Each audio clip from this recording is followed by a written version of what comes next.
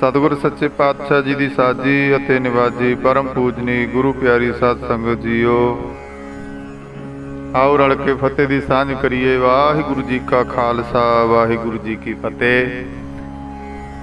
कबीर सेवा को दोए भले, एक संत एक राम। राम जो दाता मुकुत को संत जपावै नाम। इस मातलोक विच संसार दे विच महापुरख जन नाम दे रसीए, संसार दे कल्याण वास्ते परोपकार करन दे लई इस मातलोक संसार विच आया करदे ने। तिन्हां दी बाबत पावन पवित्र अमृत गुरबाणी दे बचन ने। साध की महिमा वेद ना जानै, जेता सुनै तेता बख्यानै। साध की उपमा ते गुण ते दूर, साध की उपमा रही भरपूर। साध की शोभा का नाही अंत, साध की शोभा सदा बेअंत। साध की शोभा ऊंचते ऊंची, साध की शोभा मूचते मूची। साध की शोभा साध बन आई, नानक साध प्रभ भेद ना पाई। साध संगत जी, संसार दे कोने कोने विच राड़ा साहब संप्रदाय दीयां जिहड़ियां खुशबूआं ने वो फैलियां होईयां ने। ते धन धन संत बाबा अतर सिंह महाराज जी रेरू साहब वालियां पासों बेअंत बख्शीशां प्राप्त करके दोवें राजे जोगी परम संत ईश्वर सिंह महाराज जी, परम संत किशन सिंह महाराज जी राड़ा साहब वाले, जिन्हां ने उस वक्त नगर राड़े दी जंगलनुमा ढक्की दे विच निवास कीता, भाग लाए। ते उस वक्त ते इत्थे एडे एडे वड्डे साध साईं डरौमणे आकार दे रुख, खंडियालियां, झाड़ियां, करीर, पहाड़ी किकरां, जंड, बेरियां ते दरख्तां नूं बेलां ने इउं ढकिया होया सी। जदों सूरज छिपणा ना, ते सूरज छिपण तो जिहड़े संघणे रुखां करके गूढ़ा अंधकार होर भी छा जांदा, भाव के रात नूं इस राड़े नगर की ढक्की का दृश्य होर भी डरावना हो जाता। ते उन्हां ही दोने राजे जोगियां दोवें सतपुरखां दी नाम सिमरन दी कमाई का सदका ये राड़े नगर की ढक्की दुनिया दे विच पूजन योग हो गई। क्योंकि जिथे वैसन साध जन सो थान सुहंदा। ते इन्हां सतपुरखां दी कमाई का ही सदका हुण गुरुद्वारा करमसा राड़ा साहब सिख जगत दे विच विश्व पद्धर ते जानी जाण वाली एक बहुत बड़ी धार्मिक संस्था है। संत महाराज जी ने सारी संगत जानती है।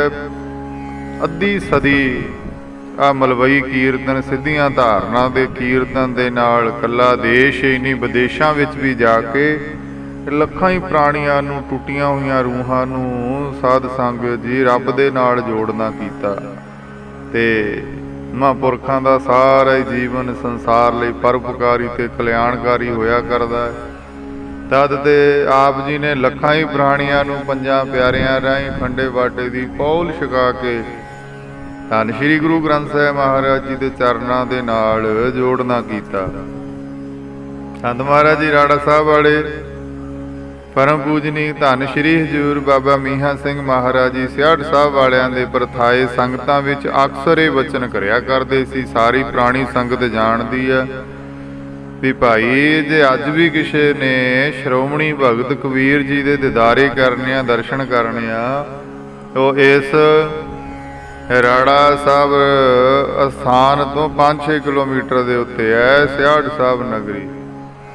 ते ओ जाके उन्हां सतपुरखां दे बाबा जी वाल इशारा करिया करदे सियाड़ साहब वालियां वाल भी उन्हां दे जाके दर्शन कर लिओ।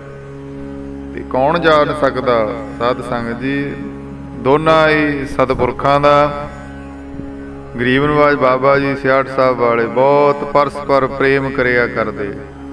ते संत महाराज जी जदों 1975 ईस्वी दे विच सत संगत जी भाणा वरताया, चोला बदल गए।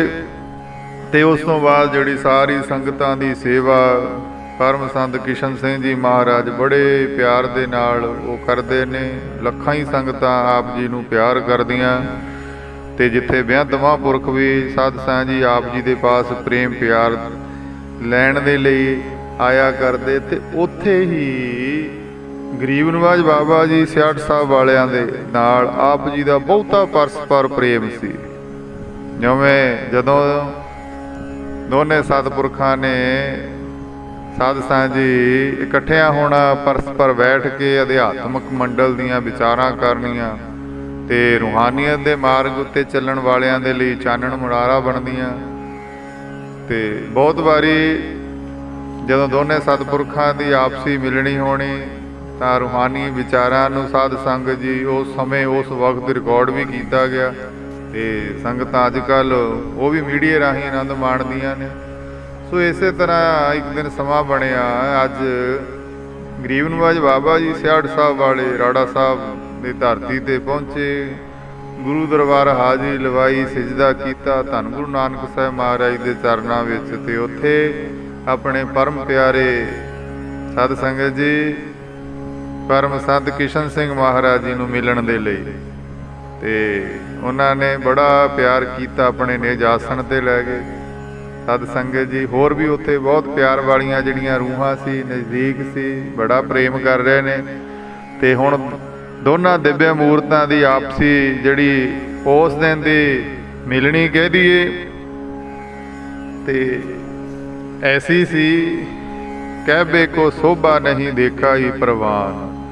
ਤੇ ਆਤਮਕ ਮੰਡਲ ਦੀਆਂ ਸਾਧ ਸੰਗਤ ਜੀ ਜਿੱਥੇ ਵਿਚਾਰਾਂ, ਉੱਥੇ ਸੰਤ ਮਹਾਰਾਜ ਜੀ ਹਾਸ ਰਾਸ ਦੇ ਵਿੱਚ ਵੀ ਬਹੁਤਾ ਜ਼ਿਆਦਾ ਸੰਗਤ ਜਾਣਦੀ ਹੋਈ ਆ।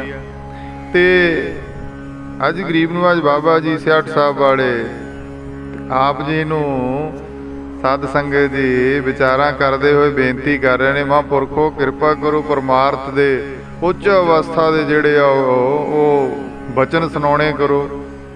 ਕੁਝ ਸਵਾਲ ਸਾਧ ਸੰਗਤ ਜੀ। ਤੇ ਪਰਮ ਸੰਤ ਕਿਸ਼ਨ ਸਿੰਘ ਮਹਾਰਾਜ ਜੀ ਆਖਣ ਲੱਗੇ, ਕਹਿੰਦੇ ਮਹਾਂਪੁਰਖੋ ਮੈਂ ਤਾਂ ਕੋਈ ਬਹੁਤਾ ਪੜ੍ਹਿਆ ਨਹੀਂ। ਵੱਡੇ ਸੰਤ ਇਸ਼ਾਰਾ ਕਰਦੇ ਸੰਤ ਬਾਬਾ ਈਸ਼ਰ ਸਿੰਘ ਮਹਾਰਾਜ ਜੀ ਵੱਲ, ਵੀ ਵੱਡੇ ਸੰਤ ਜੀ ਤਾਂ ਬਹੁਤੇ ਪੜ੍ਹੇ ਲਿਖੇ ਸੀ ਤੇ ਬਹੁਤੀ ਵਿਦਵਤਾ ਸੀ ਉਹਨਾਂ ਦੇ ਪਾਸ। ਤੇ ਰਾਜੇ ਜੋਗੀ ਉੱਦਾਂ ਵੱਡੇ ਵੱਡੇ ਵਿਦਵਾਨਾਂ, ਪੰਡਤਾਂ, ਆਚਾਰੀਆਂ ਦੇ ਜੋ ਵੀ ਪ੍ਰਸ਼ਨ ਕਰਿਆ ਕਰਦੇ ਤੇ ਉਹਨਾਂ ਪ੍ਰਸ਼ਨਾਂ ਦੇ ਯੋਗ ਉੱਤਰ ਦੇ ਕੇ ਉਹਨਾਂ ਨੂੰ ਸੰਤੁਸ਼ਟ ਕਰ ਦਿਆ ਕਰਦੇ, ਨਿਰਉੱਤਰ ਕਰ ਦਿੰਦੇ ਸੀ। ਤੇ ਕਹਿੰਦੇ ਅਸੀਂ ਤਾਂ ਭਾਈ ਮਹਾਂਪੁਰਖੋ ਗੁਰੂ ਘਰ ਦੀ ਤੇ ਬਸ ਲੰਗਰ ਦੀ ਸੇਵਾ ਕਰਕੇ ਹਰ ਵਕਤ ਪ੍ਰਸੰਨ ਚਿੱਤ ਰਹਿੰਦੇ ਆ, ਇਹਦੇ ਵਿੱਚ ਹੀ ਸਾਰਾ ਕੁਛ ਆ।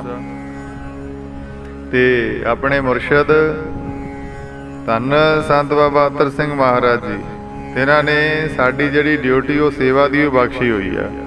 ਬਾਕੀ ਥੋੜ੍ਹੇ ਬਹੁਤੇ ਗ੍ਰੰਥ ਵੀ ਸਮੇਂ 'ਚੋਂ ਸਮਾਂ ਕੱਢ ਕੇ ਕਦੇ ਵਿਚਾਰ ਲਿਆ ਕਰਦੇ ਸੀ ਸਾਧ ਸਾਈਂ, ਪਰ ਬਹੁਤੀ ਡਿਊਟੀ ਸੇਵਾ ਦੀ। ਤੇ ਸੇਵਾ ਛੋਟੀ ਗੱਲ ਨਹੀਂ, ਸੇਵਾ ਦੇ ਵਿੱਚ ਇਸ ਗੁਰੂ ਘਰ ਗੁਰਮਤ ਦੇ ਅਨੁਸਾਰ ਵੱਡੇ ਵੱਡੇ ਮੁਰਾਤਬੇ ਪਏ ਨੇ ਇਸ ਸੇਵਾ ਦੇ ਵਿੱਚ। ਆਰਫ ਬ੍ਰਹਮ ਗਿਆਨੀ ਮਹਾਂਪੁਰਖ ਸੇਵਾ ਵਿੱਚੋਂ ਹੀ ਸਾਰਾ ਬ੍ਰਹਮ ਗਿਆਨ ਪ੍ਰਾਪਤ ਕਰ ਲਿਆ ਕਰਦੇ ਨੇ। ਤੇ ਪਰ ਸੰਸਾਰੀ ਨਹੀਂ ਜਾਣਿਆ ਸਾਧ ਸੰਗਤ ਜੀ ਕਰਦਾ।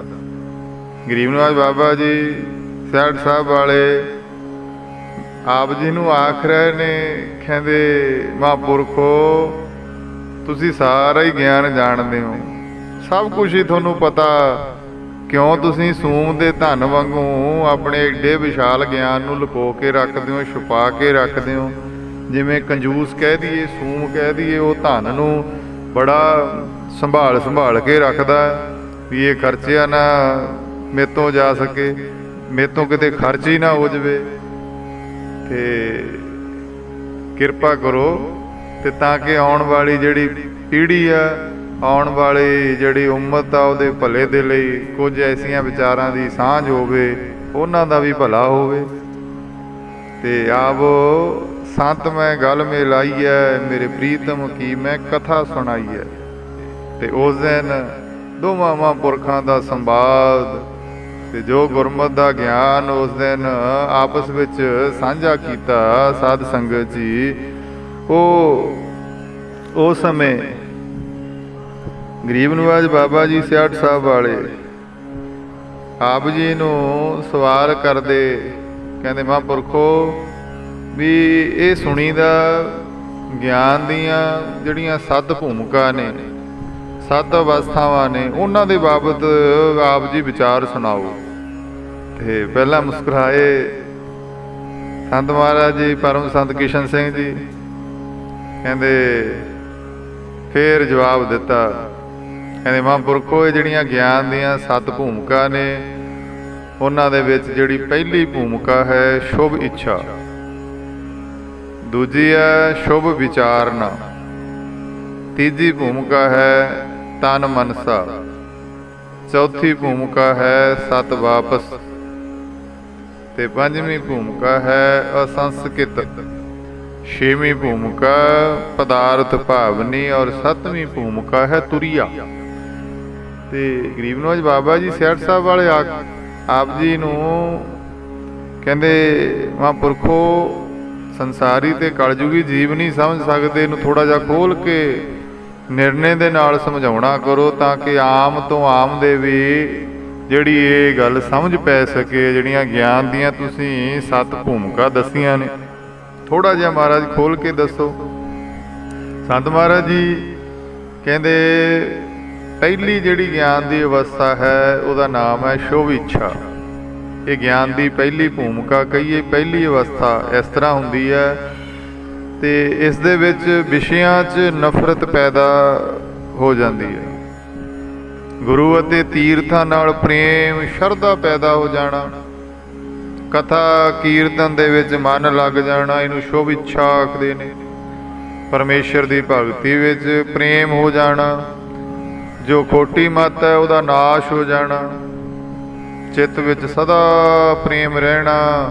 ਵਾਹਿਗੁਰੂ ਦੇ ਗੁਣ ਗਾਉਂਦਿਆਂ ਗਾਉਂਦਿਆਂ ਹਿਰਦੇ ਦੇ ਵਿੱਚ ਪੁਲਕਾਵਲੀ ਆ ਜਾਣੀ, ਭਾਵ ਕਿ ਕੀਰਤਨ ਕਰਦਿਆਂ ਕਰਦਿਆਂ ਮਨ ਵਿੱਚ ਇੰਨਾ ਪ੍ਰੇਮ ਦਾ ਉਛਾਲਾ ਆਉਣਾ ਕਿ ਸਰੀਰ ਦਾ ਰੋਮ ਰੋਮ ਖੜੇ ਹੋ ਜਾਣਾ।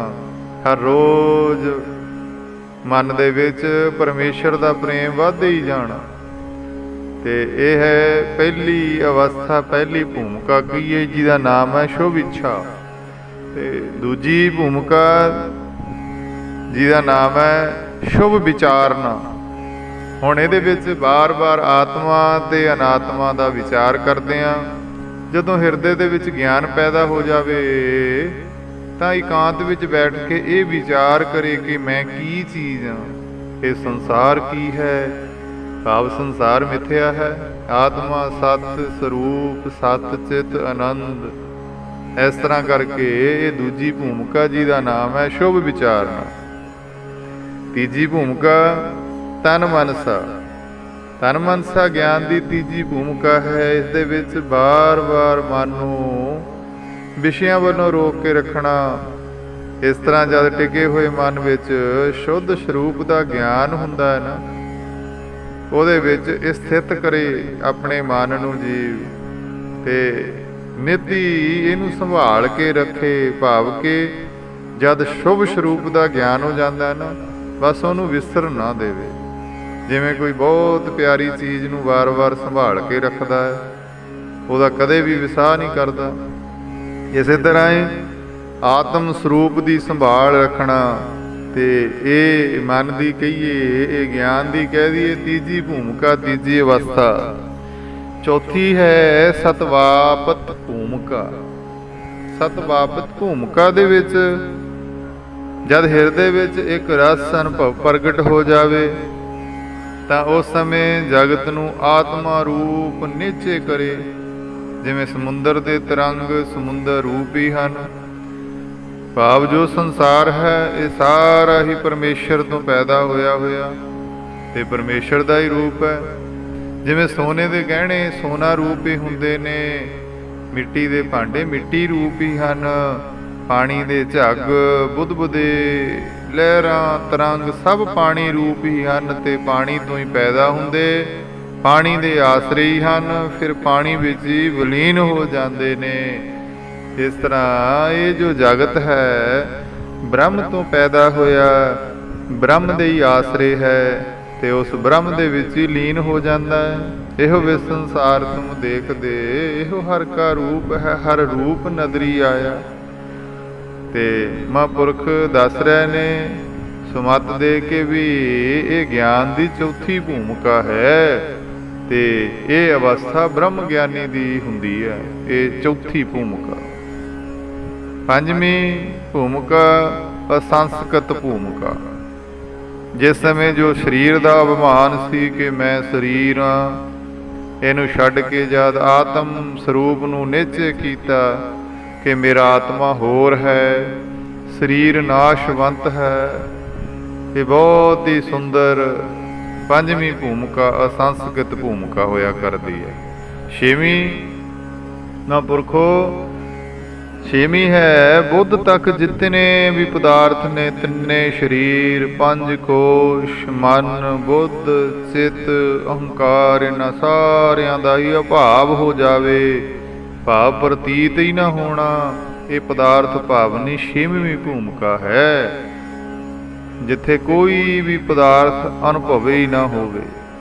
ਸੱਤਵੀਂ ਔਰ ਆਖਰੀ ਭੂਮਿਕਾ ਕਹਿੰਦੇ ਇਹਦੇ ਵਿੱਚ ਜਿਸ ਜਗ੍ਹਾ ਤੇ ਹੋਣਾ ਨਾ ਹੋਣਾ, ਮੈਂ ਤੂੰ ਪ੍ਰਤੀਤ ਹੀ ਨਹੀਂ ਹੁੰਦਾ, ਕਿੱਥੋਂ ਆਵੇ ਔਰ ਕਿੱਥੇ ਜਾਵੇ, ਭਾਵ ਜਿਸ ਅਵਸਥਾ ਵਿੱਚ ਪਹੁੰਚ ਕੇ ਸਾਰੇ ਪਦਾਰਥਾਂ ਦਾ ਨਾਸ਼ ਹੋ ਜਾਵੇ, ਅਭਾਵ ਹੋ ਜਾਵੇ। ਜੋ ਜੋ ਅੰਤਕਰਣ ਦੀ ਗਿਆਨ ਬਿਰਤੀ ਹੈ ਉਹਦਾ ਅਭਾਵ ਹੋ ਜਾਵੇ, ਕੇਵਲ ਇੱਕੋ ਇੱਕ ਸ਼ੁੱਧ ਪ੍ਰਕਾਸ਼ ਸਰੂਪ ਆਤਮਾ ਹੀ ਰਹਿ ਜਾਵੇ। ਇਹਦਾ ਨਾਮ ਸੱਤਵੀਂ ਤੁਰੀਆ ਭੂਮਿਕਾ ਹੈ। ਤੇ ਤੁਰੀਆ ਭੂਮਿਕਾ ਕਹੀਏ ਅਵਸਥਾ ਹੈ ਸੱਤਵੀਂ। ਇਹਨੂੰ ਸਮਝ ਕੇ ਇਹਦੇ ਵਿੱਚ ਸਾਧ ਸੰਗਤ ਜੀ ਬਹੁਤੀਆਂ ਪ੍ਰੇਮ ਵਾਲੀਆਂ ਰੂਹਾਂ ਜਿਹੜੀਆਂ ਵਿਚਰਿਆ ਕਰਦੀਆਂ ਨੇ।